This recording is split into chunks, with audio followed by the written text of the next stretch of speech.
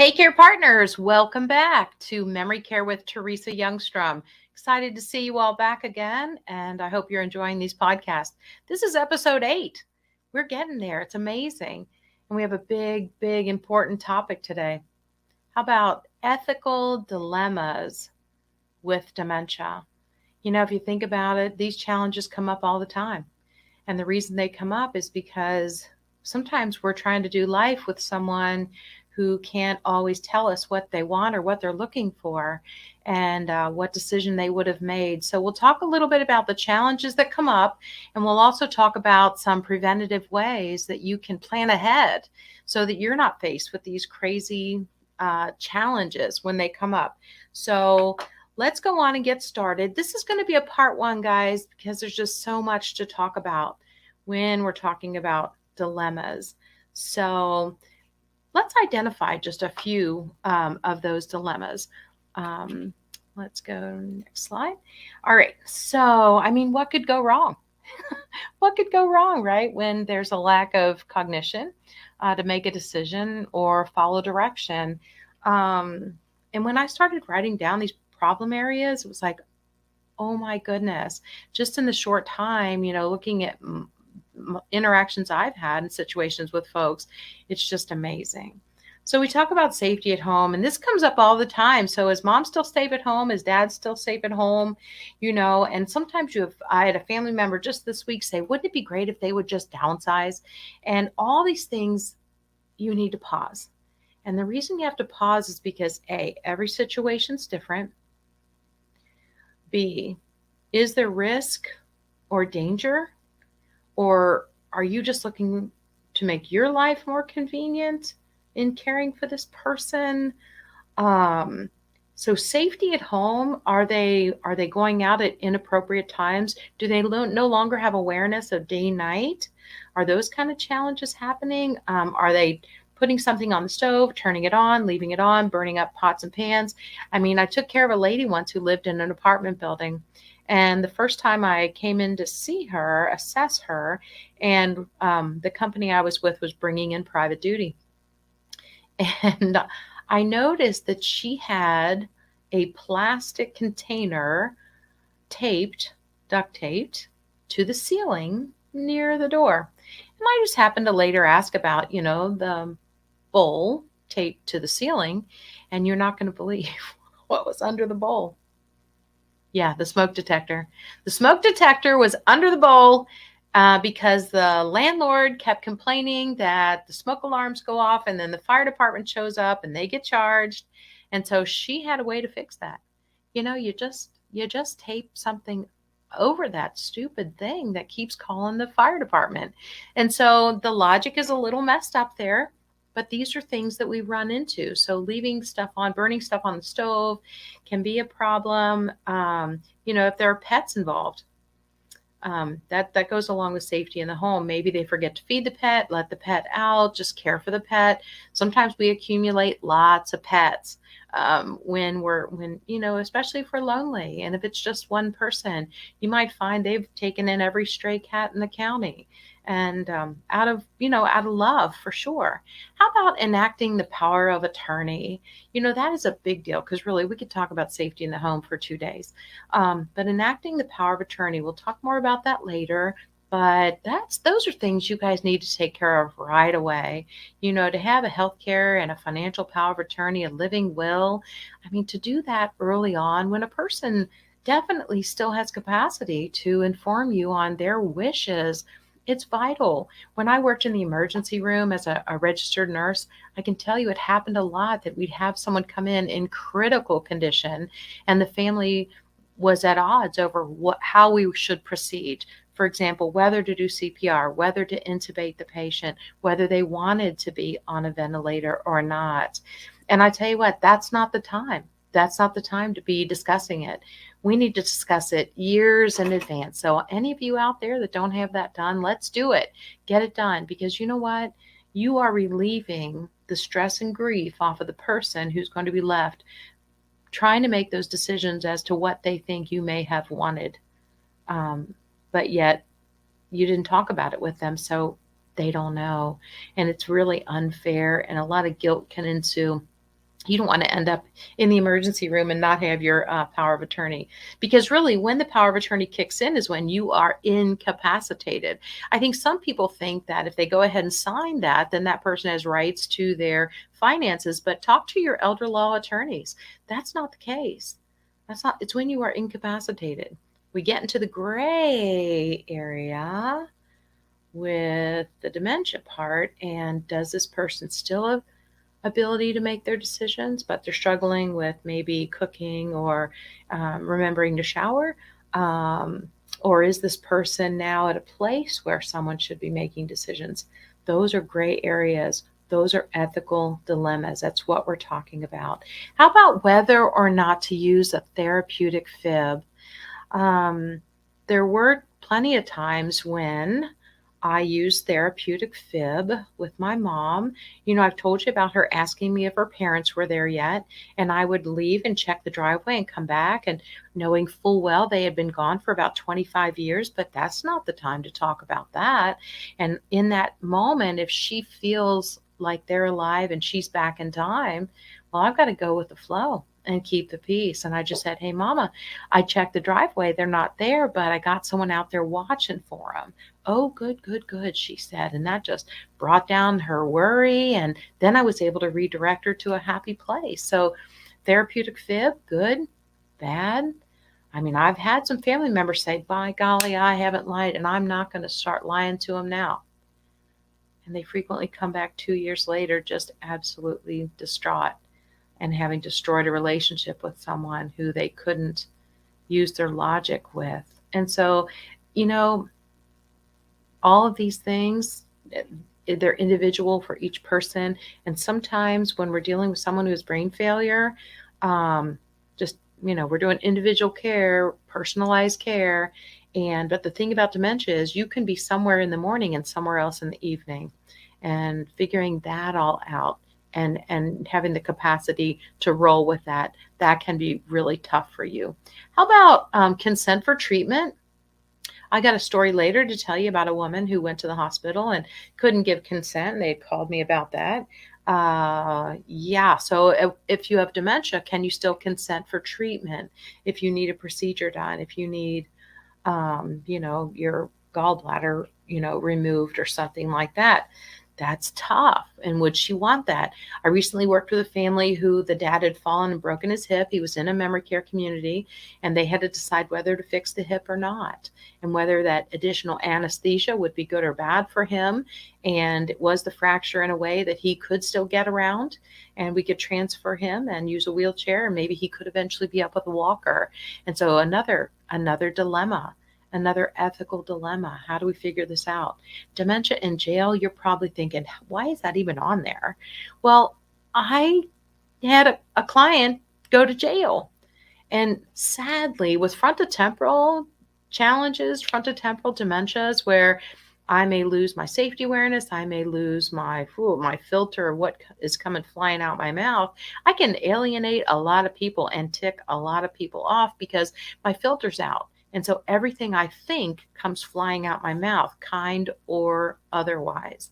And sadly, I heard a statistic once that more people with frontotemporal are in a court of law with a challenge that they've got in their mouth has gotten them into trouble over something before they see a neurologist. That's a terrible statistic. But sadly, it happens. And sometimes people are ending up getting divorced because one person has become very difficult over the past 15 months, not realizing that the dementia was ensuing. So dementia in jail, though, during COVID, I had a gentleman who had no short-term memory, and he was in a nursing home, and they were supposed to stay in their rooms, right? That was the rule. Well, no short-term memory. In his mind, it was time for lunch, and so he was coming out, and the girl came up behind him and grabbed him from behind. She was frustrated, short-staffed, tired, overworked, COVID, all that adds up, right? I'm not blaming her, but she grabbed him from behind, and in his mind, what did he think? Yeah, assault. What are you doing if you're just going to lunch and someone comes around and grabs you with aggression to pull you back? Yeah, so he was much bigger than her and he brought her over, boom, dropped her. Um, and they called the police. And he sat in jail for about 4 days before I could get him out, before they would understand. Because, the challenging thing is people that have dementia don't always look like they have dementia. Sad. But yeah, so dementia in jail. Using sedation. So we don't like your behavior, we don't like the way you're responding. And so is it okay just to medicate that down? Instead of trying to figure out, me, I want to be a detective. I want to figure out what's going on here. Not the judge. I don't want the hammer to fall and we just give you a antipsychotic. I want to figure out what's really going on there. Do you have an ingrown toenail? Is your hip hurting? Do you have an appendicitis? You got problems? Are you sick? I don't just want to sedate you. But maybe I could redirect you. Maybe I could engage you in something. Maybe better yet, maybe you could help me go set the table. Maybe you just need something to do. You're bored and you're getting in trouble. Going into people's rooms, causing trouble. I watched a lady once go into another woman's room and she saw a purse that she liked and she picked it up, she put it on her shoulder and walked out. And I said, "Nice purse." And she said, "Yeah, isn't that nice?" And, she wasn't malicious. She didn't see herself as stealing something. She just didn't know better. She found something she liked and she took it. But that can get them in a lot of trouble. And then, do people want to give them something to sedate them so they're more manageable? It's a big challenge. And it happens because so many of our communities are short-staffed. And what do? How about explaining the diagnosis? So this is a tough one because early on in the disease, most people have an awareness that there's something amiss. And so do we engage them in that? I guess we're going to have to pay attention to how they respond to that. And are they in denial or do they want to be a part of their care? Because, the more people that I meet that have a diagnosis and are aware of it, the wealth of knowledge that they can give us over what they're feeling and what's going on, especially when the wheels fall off and, things get broken or, something happens, but they can frequently say, "This is what happened. This is what I felt. This is what I heard. This is what I thought was happening." And the overstim can cause them to pick up chairs and drop them and smash them or other things, or maybe use language that's not appropriate. So explain the diagnosis and including people with the diagnosis in their care is a very personal, individual basis. Sometimes it's most appropriate to have them there. Other times it's just not. And so I have to, be able to assess that and really get a feel for our players in the room and to make sure that the person who came for me for help is really the one, make sure everybody is straight with me. There are times that you'll come into a situation, an older couple, and both of them have challenges in their memory, all right, or their cognition. So discerning all that can be tough. How about hiding meds and food? Is that appropriate? Tough question. I had a lady, she just needed a little bit at night and a little bit in the morning, and she could then live with her daughter, and everybody was happily ever after. But the woman refused to take a pill. She was never going to take a pill, dropped dead. She's not going to take a pill. And when they had tried to put her into memory care and she got sent out to a behavior unit because she wouldn't take the medicine, and she was absolutely indignant that they wanted her to take medicine, then, the behavior place couldn't really do much with her because she wouldn't take the pills that they were offering her, and she got sent back out. But the daughter was able just to crush to a fine powder, and she had ice cream for breakfast and she had ice cream for dinner, and it worked. Is there ever a time when you see people that are over sedating people? Absolutely. And that becomes an ethical dilemma. And so each situation is different, guys, but all these things you might be faced with. How about end of life decisions? We hope that there have been conversations about that, because now if you look up MOLST, MOLST, and POLST, POLST, some new documents that are coming out with hospice companies and doulas and end of life doulas, you're having a lot more options as to how what are your wants, or, maybe you don't want a ventilator ever. Maybe you don't want CPR ever.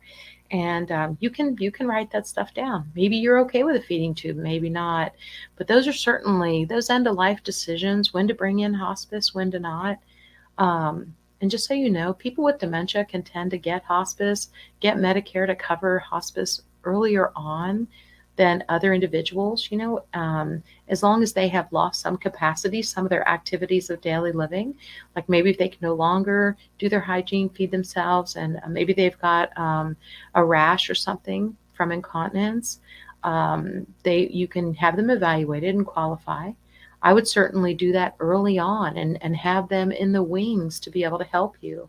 I'd say the value that did for my mom at our house was had a nurse coming to the house once a week, setting up the Medi-Set. It relieved me of some of the nursing chores, which was really nice. I could be the daughter a little bit more and not always be the nurse, setting up the meds, ordering the meds, picking up the meds, ordering supplies, because a lot of supplies are provided with hospice care. And it brought in an aide 3 days a week also for an hour. And that was just more eyes and ears on my mom and dad, and brought more supplies. And so, every situation's different, but those are just a couple of the ethical dilemmas we might see with dementia.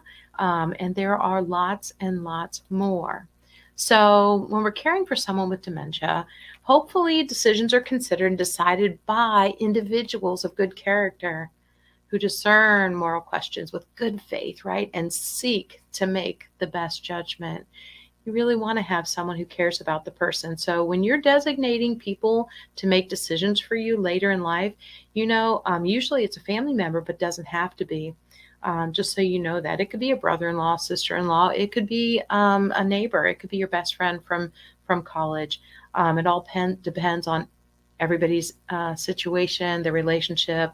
Are you married? Are you not married? Things like that. And so I just want it to be your choice and not someone else's choice.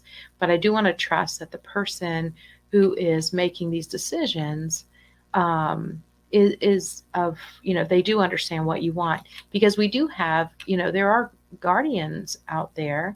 You can have a guardian if there's no one to take care of you, or if you're not going to allow any of your family members to take care of you. Although sometimes a family member can get guardianship. You got to go to probate court though, and it's involved, and it can be expensive. So hopefully you guys will make decisions early on, have a plan, because guys, none of us get out of here. None of us get out of here alive. None of us do. I was talking to a lady the other day, new diagnosis, but you know what? She's young, she's amazing. And I just let her know, you know what? It's great that you can plan. You have capacity. You can plan. You and your husband, your son, they were all there. You can make good choices together. Because this isn't pancreatic cancer. It's not going to take you in 3 months. It's not a crazy car accident that takes a loved one away from us in an instant. I mean, none of us are guaranteed tomorrow. So, I told her this can go 5, 10, 15, 20, vascular dementia we're seeing go 30 years. And so as long as, the comorbidities, the other parts of your body are still healthy. So to be able to have that conversation, and it kind of just put her feet back on the ground. She could take a deep breath now and breathe and realize, okay, it's not over just because yesterday that doctor gave me a diagnosis. I said, sister, we're all going to get something. You know what? Yours doesn't mean you're going to go in 3 months or anything. And we're going to love you through this. And the best way you can do is plan and let your kids and your husband know how you want this to go, and we'll move from there. Let's see, advanced directives, just to go over that a little bit more detail for you. So advanced directives include your financial and your healthcare power of attorney. Those can be the same person. Those can be 2 different people. Those documents need to be signed and witnessed and notarized. So you have to do it with a notary. And there are different companies that do that for free. I know a social worker that'll do it for free. There's elder law attorneys. Either way, that is something you need to get done. And our family attorney did that for us, and then she keeps a copy, and then we have copies. And a living will is also great, because that's where you can check off what you want and what you don't want. And then, like I said, once we get near hospice and things like that, there's some new forms coming out, the MOLST and the PULST, depending on what state you're in, that maybe you can utilize. But, the importance of these advanced directives, right, is, I wanted to tell you about a story. Yeah, this is my reminder. So I knew a woman that I'd cared for in the past, and she didn't have family that was involved in her care. She was older. She had dementia. She was now in a community. I'd found her down in her trailer. It was tough. And, but she'd found herself in the hospital now. And guess whose name was still on the chart? That's right, yours truly. So they call me and I'm like, oh, okay, yeah, I remember this lady. And they said that looked like she was having some heart issues. Cardiologist had seen her. They were going to do a cardiac cath, put some stents in. Maybe they were considering bypass and blah, blah, blah. And I said, she has a DNR, right? And they went, what? And I said, and she has dementia, right? And because, with dementia, vascular especially, we can be on in the moment and carry on a conversation. We're not going to remember anything we told you probably, but in the moment, we can communicate. And so the doctor on the phone with me said, I looked at her this morning. She looked pretty good. I think she's okay. I said, okay. I said, well, let me just let you know that 10 years ago when I cared for her, I remembered this lady. And I said, they had tried to do a cath then and everything was impassable. And she had inoperable coronary artery disease, inoperable. And I said, now she got dementia on top of that. And I said, and I know then that she is a DNR. And he said, well, I don't have any of that paperwork here. And he was mad, this cardiac surgeon was, that he didn't have any of those details, but he didn't believe me at all about the dementia because he thought she looked pretty good. So later that afternoon, he did circle back and to go talk with her. And of course, she didn't know who he was or what he was talking about. And then he called me and he goes, you were right about that dementia thing. And I said, well, I don't want to be right about anything. But I said, I certainly don't want this woman to go through a surgery that we have already determined that she didn't need. If we can just make her comfortable and get her back home. And so anyway, the paperwork had not gone with her. Her history and physical and her DNR had not gone with her from the nursing home to the hospital. And this cardiologist was working off what he saw and what he had and his information. So let's make sure everybody has the paperwork that they need. Make sure your doctor has copies of this information. A DNR is, for example, in Ohio, if the ambulance comes to the house and you can't produce the paperwork for the DNR, they have to proceed and implement, the algorithms to save that person's life. So I would keep it on the refrigerator, keep it close at hand. And I know it sounds kind of gory to have it on the refrigerator, but you just don't know when you're going to need it.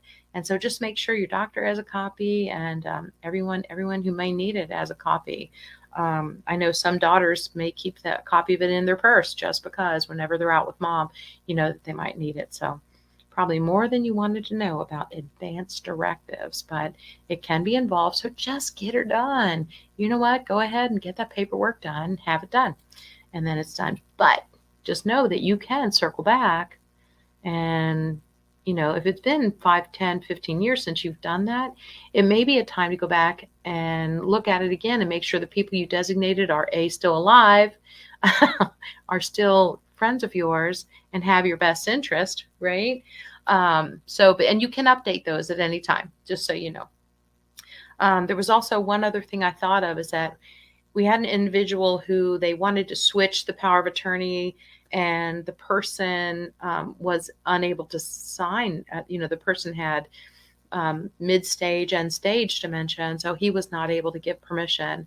And so there was a rule that if you bring in two non-blood relatives, these are not relatives, but two people that can vouch for you and sign in the presence of the notary, that you are the person who should have power of attorney. We were able to do that and avoid probate. So you might look into that and see if that applies to you wherever you are listening to this from. Okay, just a little thing to talk about the importance of advanced directives. And I found this LIVE, how do you live, this engagement. It's a neat campaign about end-of-life services and how to really go about talking about it with some people, because some people don't want to talk about ethical things or the fact that they may be dying eventually. And so this was just, if you use the acronym LIVE, so the L is to learn about options for end-of-life services and care. And it's very superficial. We're not trying to get them to sign anything. We're just trying to have conversation. Over dinner, I don't know, but at some point in time, it'd be good to at least have this conversation, okay? The I in LIVE, let's implement. Let's implement plans to ensure wishes are honored. All right, so let's go ahead and get some things signed, because we do want to do what's in their best interest. The V is voice decisions to family and friends and healthcare providers. Tell people what you want. If you don't want any part of any of that, if you don't even want the ambulance to be called, you know what? Let's at least have all this stuff written down so that everybody involved is legally covered for that. I know at some point my mother did not want the ambulance called. She wanted comfort care and symptom management, and she wanted just, for hospice to be involved. She liked those ladies. Although I got to tell you, with her dementia, we didn't tell her it was hospice. We just told her it was the name of the company, and that Medicare paid for it, and she was ecstatic that was going to be free for her, and that we could get a nurse to come and caregivers to come, and they were even going to take care of her briefs. And so she was very excited about that. I will tell you that I omitted telling her that it was a hospice company. Okay, the E in LIVE is then to engage in personal or community efforts to improve end-of-life care. So, like I said, go ahead and reach out to a hospice company. Go ahead and get extra care in there if she needs private duty care, whatever it's going to be. So we're going to learn about the options. We're going to implement the plan. We're going to voice decisions, right? Make sure your needs are known.